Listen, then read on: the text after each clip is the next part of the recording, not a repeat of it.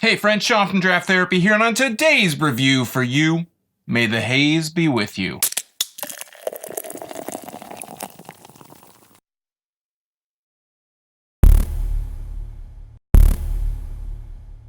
Haze Force is a 6% Hazy IPA from Griffin Claw Brewing Company in Birmingham, Michigan.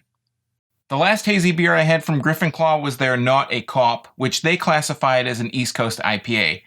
Now, there are some differences between juicy, hazy, and regular IPAs. For example, it doesn't have to be hazy to be juicy, and it doesn't have to be juicy to be a New England style IPA, but I just feel like if you're going to go out of your way to call this Haze Force, you may as well go all in and call it a New England style IPA. That naming convention does put the idea into people's heads that it's going to be one specific, juicy, sweet, and hazy IPA, but I think there are plenty of people out there looking for something a little bit different from the whole New England style IPA thing that we have going on. So why not just call it an unfiltered IPA? I don't know, but that's why you're watching this video, right? So you can see exactly what this beer is like. So sorry for the mini rant. Let's get a look at the label and we'll open this baby up and we'll see what makes it tick.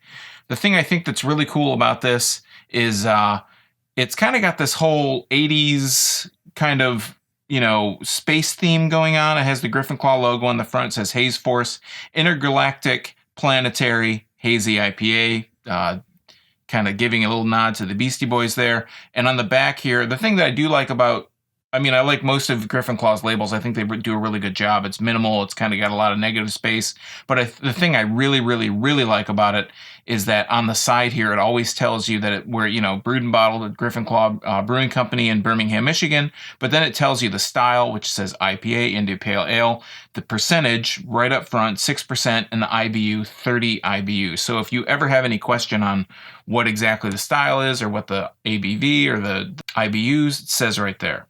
So, fun fact, you're twice as likely to be killed by a vending machine than you are by a shark, believe it or not. So let's go ahead and crack this open. There is no date. I just picked this up in the tap room 2 days ago from the time of this filming. I'm filming this on October 7th. I'm trying to build a little bit of a queue up here so I can have some stuff coming out regularly. I picked it up on the 5th. I'm going to go ahead and crack this open and give it a nose right out of the can here. Wow. Has a very hoppy scent to it. Has a little bit of a dankness to it as well. Something I would kind of normally equate to being a New England style IPA. Again, they just say this is a hazy IPA and it says IPA on the side. It doesn't say anything about New England or East Coast or any of that kind of stuff. I'm ready to go ahead and pour this. And this is my IPA glass. I do a horrible job pouring into this thing. I always get way too much head, so that's what I got for now. Let's give it, it's got obviously a huge head. I poured it kind of right down the center after I hit the side of the glass, which of course kicked up more of the head. And let's give it a better nose here right out of the glass. Yeah, getting a really hoppy kind of citrus hoppiness. A little bit of a dankness in there as well. I can't tell if I'm picking up on any kind of piney notes. It smells mostly citrus. Very sharp citrus hoppy scents to it. Looking at it, it's hazy, but it's honestly, it's not really all that hazy. It's a lot less hazy than I was expecting. I was expecting it to be kind of like a thick, maybe this is just maybe a hazy IPA, but it's slightly hazy. It's not super thick, not super cloudy. So maybe before I should go get my jump to conclusions mat. But before I do that, I should actually look at it. This isn't nearly as hazy as I was expecting. There's a little bit of a opacity to it through the light. Like I can see a definite shadow, a really distinct shadow, putting my hand up against it, against the light there. But it's through the bottom. It's not really all that hazy at all.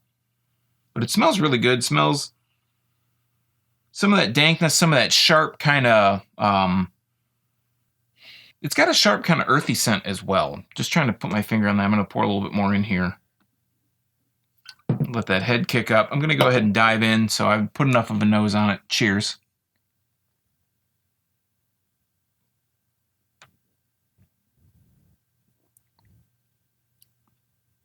I'm just looking at the can here. It says 30 IBU. It's a lot kind of more bitter than I was expecting, but it's not like a super in-your-face kind of punch in the mouth kind of bitter.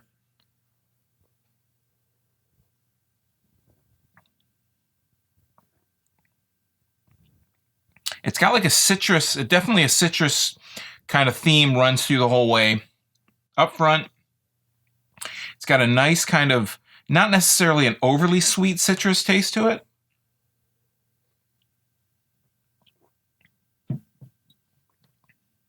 Let's start with the mouthfeel. Let's break this down because it is somewhat complex, a lot more complex than I was giving it credit for.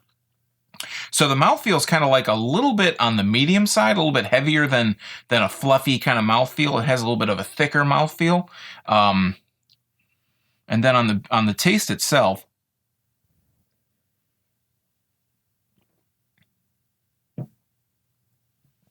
it's kind of got that orangeness running through it. Like I said before, it's not really sweet. It's got more of a kind of a zesty orange taste to it, a zesty orange peel taste to it. And then as you swallow it, I feel like this carbonation on my tongue, kind of bubbling up on my tongue. And then that's when that citrus bitterness comes through. And it's not like a subtle, super smooth bitterness. It is smooth, but the IBU I feel is a little bit deceiving, right? Because you think like, oh, 30 IBUs is going to be really kind of light. It's not going to be a lot of bitterness. It's not like, again, it's not super in your face bitterness, but the bitterness is definitely there. It's letting you know it's there. There's no illusion that there's no bitterness to this. The bitterness is there. The hoppy, citrusy bitterness is there. The scent, I was kind of picking up, like I said, a little bit of kind of an earthy note to it, but I'm not really tasting much of that.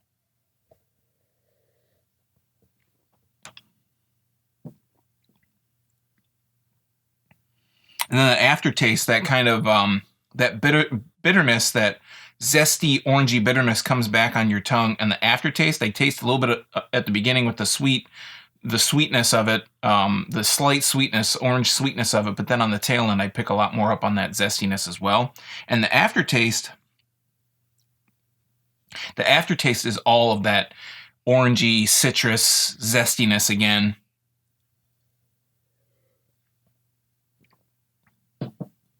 All in all, it is a very orange beer through and through. I think, again, this is not a New England style IPA. This is not what I was expecting at all when I saw Haze. Again, that whole little rant, before trying this that I kind of went on. I was expecting to be a New England style IPA for sure. It's called Haze, Hazy IPA, Haze Force, all this haze stuff. It's not overly hazy, like I mentioned before. There is a slight haze to it. But yeah, this is a straight up IPA. It's got a little bit of maybe, a little bit more of the East Coast leanings, but it's an IPA. I mean, it's not overly bitter in your face bitter, but the bitterness is there. It's the 30 IBUs is definitely, it's definitely deceiving. I would think that something like this at 30 IBUs, it's called a Hazy IPA or Haze IPA, that it's going to be kind of light and it's not going to be very bitter, but this definitely has a nice IPA backbone. I would say if you're into IPAs, but you've always, you see the label and you're like, oh, Hazy IPA, hazy, I don't like that stuff. I would say go for this because it's a really good IPA. It plays a little bit more on that East Coast style IPA. It's not a total like in your face West Coast, hoppy bitterness IPA, but it leans a little bit more between, if you had to pick between East Coast and West Coast IPA, it leans a little bit more on the East Coast IPA, but this is definitely an IPA through and through, not a New England style IPA, and just a straight up pure IPA. And it has a really nice orange taste to it, a nice orange zestiness. I think this would be a good one just to try and see if it's your thing. Again, it leans a little bit more on the East Coast side. It's not so much a West Coast IPA, but it's a really good IPA nonetheless. All right, friends, that has been Haze Force from Griffin Claw Brewing Company. Have you had this one yet? And what's your whole opinion on the, hazy, juicy IPA thing, unfiltered? Does it even matter to you? I think most people don't care as long as it tastes good, but I think the labeling plays a big part of it. That's the first thing people look at when they think about buying it. So that's just my thoughts. But let me know your thoughts in the comments down below. And if you go to the Birmingham Tap Room, mention you saw their beer here on the channel. I put a vlog up recently on my Jolly Pumpkin Swansea Day visit. And if you want to see more festival coverage and more brewery coverage, let them know about the channel so I can get into those tap rooms. While you're down there leaving comments, why not like, share, and subscribe to the channel if you haven't already. I'm here talking Michigan beer twice a week, pretty much rain or shine. And the best part about it is it's absolutely free to viewers just like you. You can also find links to my social media, some merch, custom Tiku glass, links to all the gear I use in these videos, and a link to my blog at drafttherapy.com. If you follow any of those Amazon links, you don't have to buy the gear that I use, but if you click on those links and buy anything else for yourself, I get a little bit of a cut, and every little bit helps. So until next time, I'm Sean from Draft Therapy. Thanks for stopping by, and remember, drink craft beer, support your local breweries, and most importantly, for sure, don't forget to treat yourself to a little draft therapy. Thanks for watching. Cheers.